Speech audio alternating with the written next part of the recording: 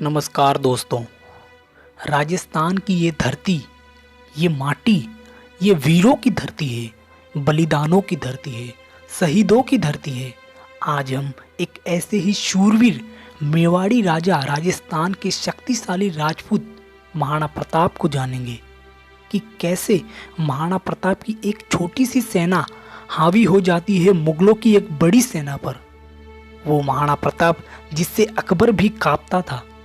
अकबर कहता था कि मैं तुझे आधा हिंदुस्तान दे दूंगा, तो बस मेरे सामने घुटने टेक दे।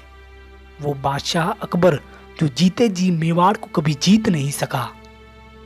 महाराणा प्रताप की वीरता से लोक गाथाएं भरी पड़ी है। आज भी राजस्थान में लोक गीतों में, लोक गाथाओं में महाराणा प्रताप का बहुत ज़्यादा बखान किया जाता है कि आखिरकार वो कैसे थे, वो कैसे सोचते थे। वीडियो को पूरा आखिर तक ज़रूर देखना। आप महाराणा प्रताप के बारे में 14 ऐसी बातें जानेंगे जो वाकई आपको हैरान कर देंगी। वो महाराणा प्रताप जो कभी अपनी मातृभूमि की रक्षा के लिए एक टाइम पर घास की रोटी खाया करते थे, कभी ज़मीन पर सोया करते थे, जंगलों में रहा करते थे। आखिरकार क्यों उन्होंने आधे हिंदुस्तान के बदले अपना छोटा सा मेवाड़ राज्य बदले में अकबर को देने को तैयार नहीं थे। दोस्तों, वीडियो पे नए हो तो सब्सक्राइब कर देना ताकि आगे हम ऐसी ही कहानियाँ आप तक पहुँचाते रहेंगे। नंबर 14। एक बार अब्राहम लिंकन सफ़र के लिए हिंदुस्तान आ रहे थे तो उनकी माँ ने कहा, बेटा तुम हिंदुस्तान जा रहे हो तो एक काम करना, मेरे लिए हल्दी घाटी से थोड़ी मिट्टी ले आना। मिट्टी? मिट्टी क्यों माँ? तो उन्होंने कहा कि वो महाराणा प्रताप को मैं आज भी पूजनीय इसलिए मानती हूँ क्योंकि वो राणा ने आधे देश के बदले एक छोटा सा मेवाड़ राज्य अकबर को देने को तैयार नहीं थे। अकबर बोलते थे, मैं तुझे आधा हिंदुस्तान दे दूंगा अगर तू मेरे लिए मेवाड़ छोड़ दे। नंबर 13। आज से करीब 500 साल पहले 9 मई 1540 में मेवाड़ की माटी कुंभलगढ़ के किले में महाराणा प्रताप का जन्म हुआ था। पिता महाराणा उदय सिंह और माता जयवंता बाई। वैसे महाराणा उदय सिंह की कई सारी पत्नियां थी, उसमें से एक रानी भटियानी। उनका कहना था कि उनका पुत्र जगमाल यहाँ का राजा बने, और बाकी और भी पत्नियां थी, उनका भी यही कहना था कि उनका पुत्र यहाँ का राजा बने। लेकिन वहाँ के सरदार नहीं चाहते थे कि ये कपटी जगमाल यहाँ का राजा बने। यहाँ के राजा तो महाराणा प्रताप ही बनेंगे। और मात्र 24-25 साल की उम्र में महाराणा प्रताप मेवाड़ के राजा बन जाते हैं। नंबर 12। ये वो सूरवीर राजा है जब पूरे इंडिया की लगभग सारी रियासतों ने अपने सर झुका दिए थे मुगल बादशाहत के सामने।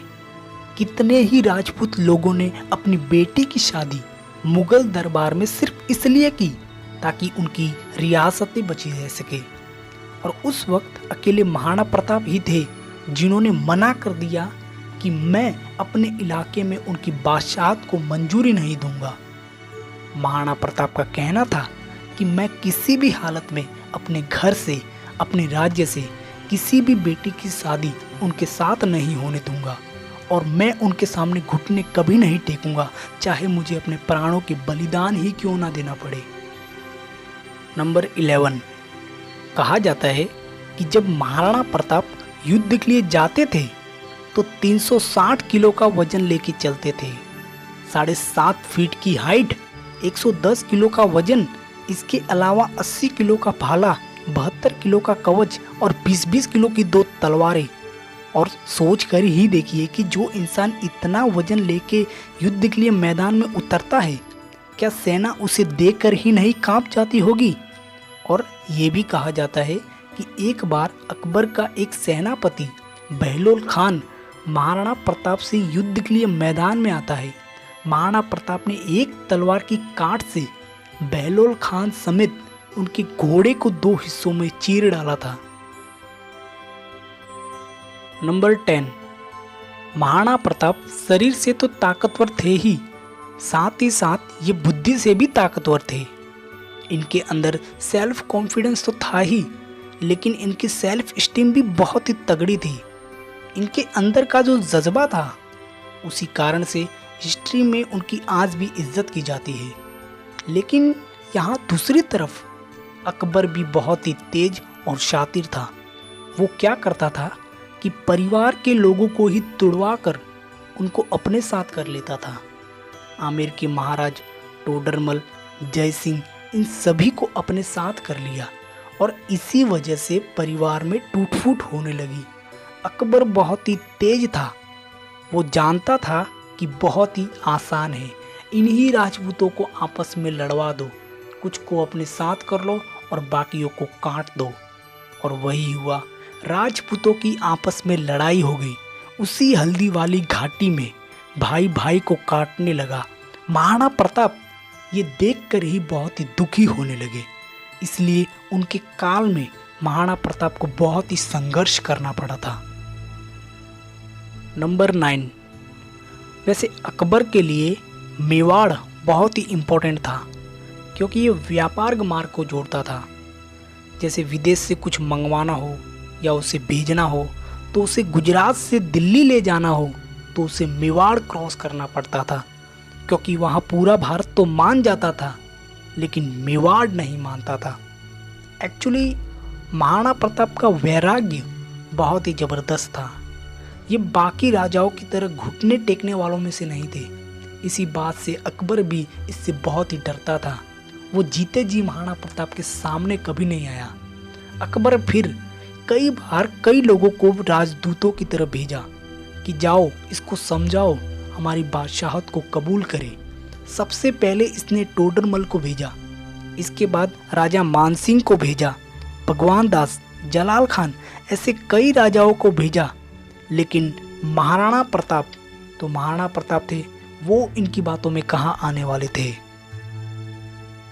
नंबर 8, महाराणा प्रताप ये समझ चुके थे कि उनके ना कहने पर अकबर अब युद्ध के लिए ज़रूर आएगा, और वे इस बात को भी अच्छी तरह से जानते थे कि मुग़ल सेना के सामने मेरी सेना बहुत ही कम पड़ेगी। इसलिए उन्होंने अफ़गानी राजा हकीम खान सूरी, जो कि अकबर के खिलाफ था, उसको अपने साथ जोड़ा। वह हज़ारों की सेना लेकर युद्ध में आ पहुंचा। राणा पूंजा, जो कि भील जाति का लीडर था, ये भील गोरिल्ला पद्धति से युद्ध करते हैं। इनको हराना बहुत ही मुश्किल होता है, क्योंकि पहाड़ी इलाकों में इनकी बहुत ही अच्छी तरह से पकड़ होती है। इनके सामने बड़ी बड़ी मुगलई सेना भी घुटने टेक देती है। तो इन सभी लोगों को महाराणा प्रताप ने अपने साथ जोड़ा और एक ताकतवर छोटी सी सेना बनाकर उसे हल्दी घाटी में उतार दिया।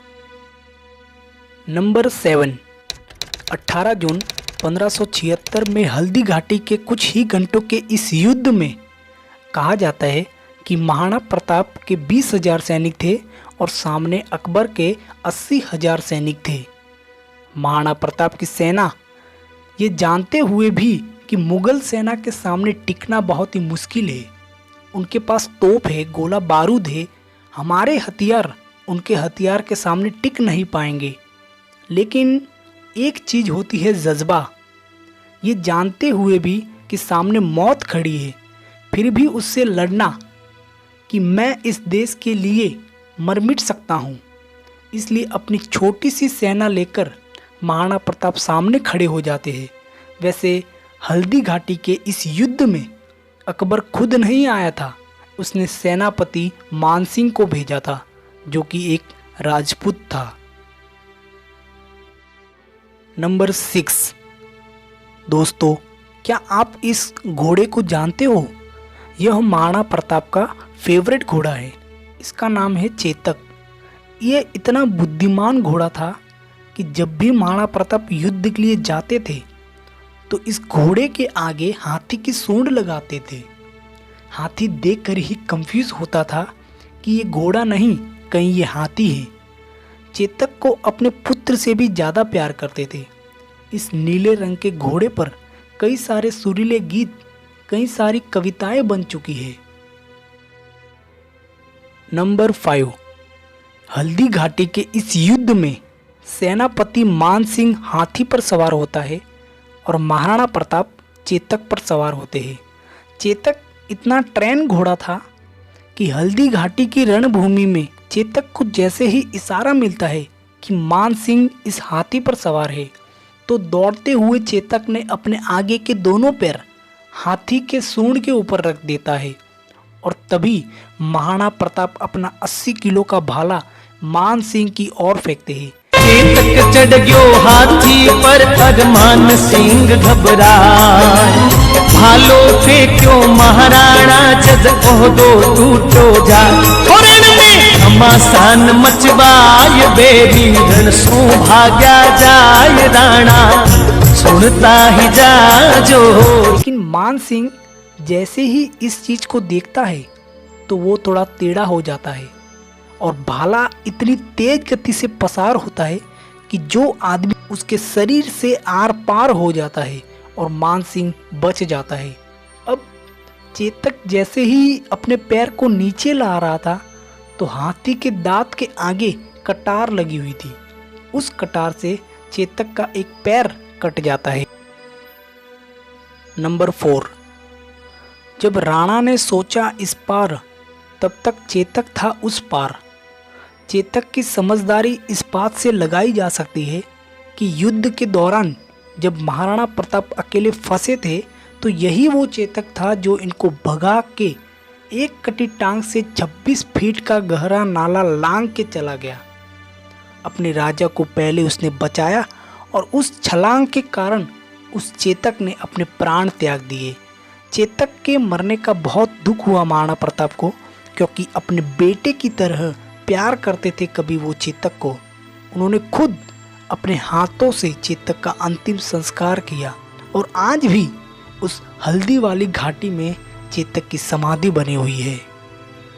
नंबर 3, महाराणा प्रताप का एक भाई था जो जाके मुगलों की सेना में मिल गया था और उसी ने सारे रास्ते और तरीके बताए थे कि कैसे महाराणा प्रताप की सेना को हराया जा सकता है।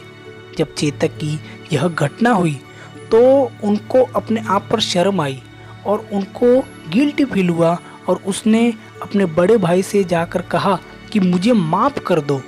जब एक जानवर देशभक्ति से भरा हुआ हो सकता है तो मुझे शर्म आ रही है कि मैं कैसे आपका साथ छोड़कर मुगलों की सेना में चला गया। नंबर 2, और केवल चेतक ही नहीं बल्कि उनके पास एक हाथी भी था जिसका नाम था राम प्रसाद। राम प्रसाद की अहम भूमिका थी हल्दी घाटी के इस युद्ध में। इस हाथी ने कम से कम 7 हाथी अकबर के खत्म कर दिए और कई घोड़े मार दिए। अकबर का पूरा ध्यान राम प्रसाद पर था कि किसी तरह इस राम प्रसाद को अपने साथ ले जाऊं। 10 हाथी की मदद से इस राम प्रसाद को घेर लिया, चैन जंजीरें लपेट के उसे अपने साथ ले गए। अकबर ने कहा कि इस हाथी को खूब खिलाओ, खूब केयर करो, लेकिन इस हाथी में इतनी देशभक्ति थी कि 28 दिन तक इस हाथी ने खाने को मुंह नहीं लगाया और फाइनली बिना खाना खाए भूख से ग्रसित होकर इस हाथी ने मरना बेहतर समझा। अकबर बोला, जिस महाराणा प्रताप के हाथी ने मेरे आगे सर नहीं झुकाया, मैं उस महाराणा प्रताप का सर कैसे झुकवा दूं।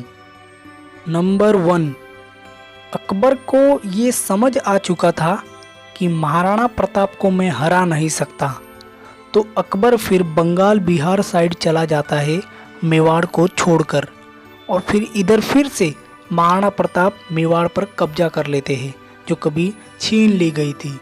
और फिर कुछ सालों बाद जब महाराणा प्रताप जंगल में शेर का शिकार कर रहे थे तब वो बहुत ही बुरी तरीके से घायल होने की वजह से उनकी मृत्यु हो गई।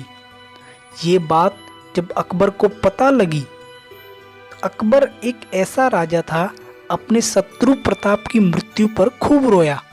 चिट्ठी लिख कर के बोला कि महाराणा प्रताप बहुत ही बड़े शक्तिशाली, एक बड़े मेधावी और एक ऐसे राजा थे जिन्होंने अपने गौरव को कभी नीचे झुकने नहीं दिया, और मुझे एक बात का दुख रहेगा, मैं जीवन भर महाराणा प्रताप को हरा नहीं सका।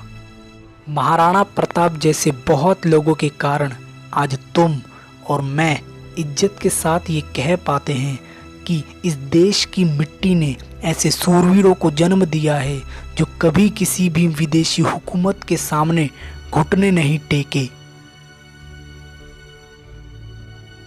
सो इस वीडियो के लिए इतना ही।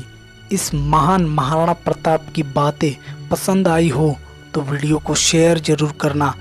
कमेंट करके ज़रूर बताएं कि इस वीडियो पर आपकी क्या राय।